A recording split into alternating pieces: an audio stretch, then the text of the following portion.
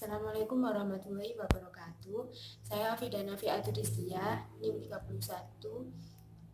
yang mana saya akan menjelaskan tentang ruang lingkup hortikultura.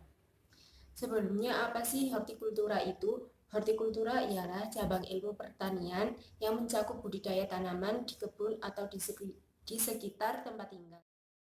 Ciri-ciri dari tanaman hortikultura yaitu butuh modal yang besar, kemudian jenis-jenis tumbuhan yang ditanam yaitu seperti buah-buahan, sayur-sayuran, kemudian tanaman obat keluarga,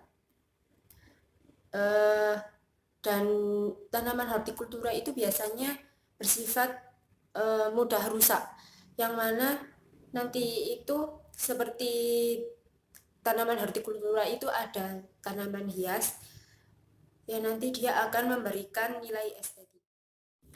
Kemudian saya akan menjelaskan cabang-cabang hortikultura. Cabang-cabang hortikultura sendiri ada 5, yaitu yang pertama olerikultur, kemudian pomologi, florikultura, kemudian landscape hortikultur, kemudian apikultura.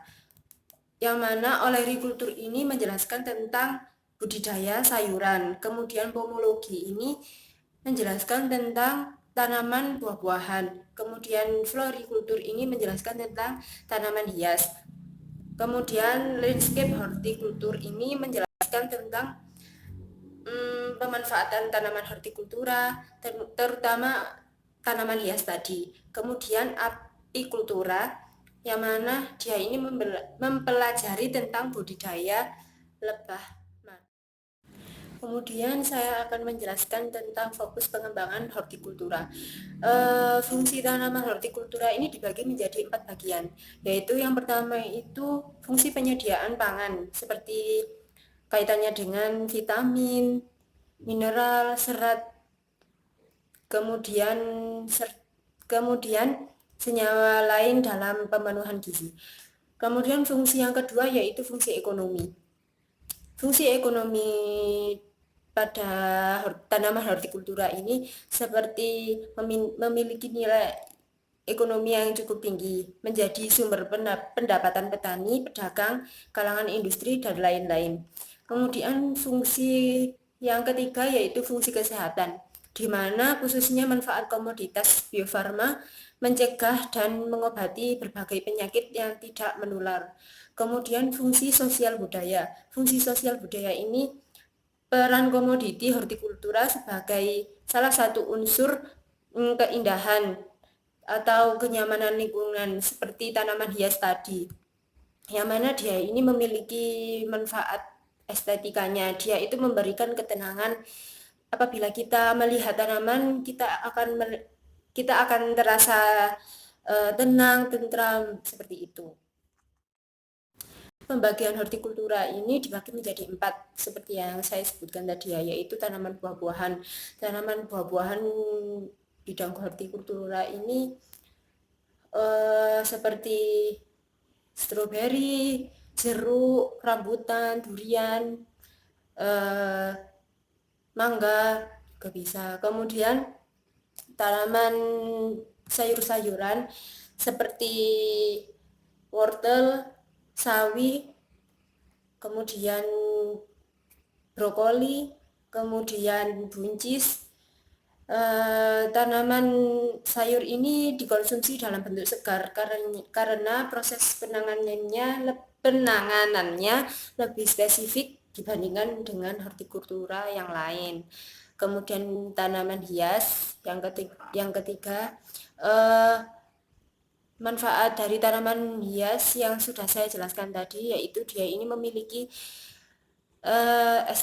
nilai estetika, di mana budidaya tanaman ini dapat dilakukan pada ruang terbuka maupun ruang tertutup. Selanjutnya biofarmaka atau tanaman obat-obatan seperti kunyit, jahe, lengkuas, pokoknya yang bisa kita temui sehari-hari. Selanjutnya landscape arsitektur. Landscape ini menggunakan tanaman tertentu dengan elemen lainnya untuk menghasilkan pemandangan yang indah. Seperti di taman-taman itu kan biasanya kita ada ya apa terlihat tanaman-tanaman itu kayak seperti membentuk, itu tanamannya tertentu, bukan sembarang tanaman ya.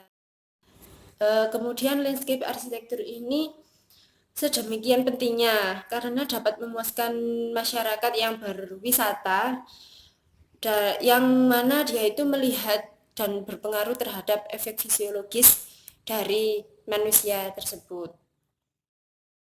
Selanjutnya saya akan membahas tentang komoditas unggulan bidang hortikultura. Komoditas unggulan ini yang biasanya menjadi prioritas, yaitu pada sayuran itu seperti cabai, kentang, jamur, bawang-bawangan, seperti itu.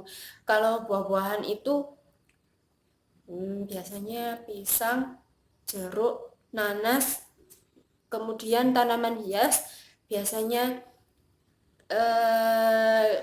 anggrek dan krisan. Kemudian tanaman obat seperti jahe, kunyit, lengkuas, dan lain-lain. Kemudian apa sih peranan hortikultura ini? Peranan hortikultura yaitu untuk memperbaiki gizi masyarakat, memperluas kesempatan kerja, meningkatkan pendapatan petani, kemudian pemenuhan kebutuhan keindahan dan kelestarian lingkungan.